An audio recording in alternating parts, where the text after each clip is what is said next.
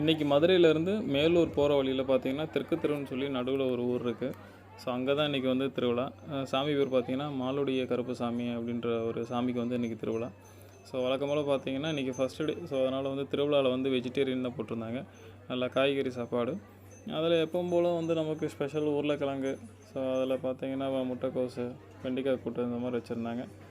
எப்போவுமே நான்வெஜ் எதிர்பார்க்கக்கூடாது. வெஜிடேரியனை நம்ம வந்து ஏற்றுக்கணும்ல.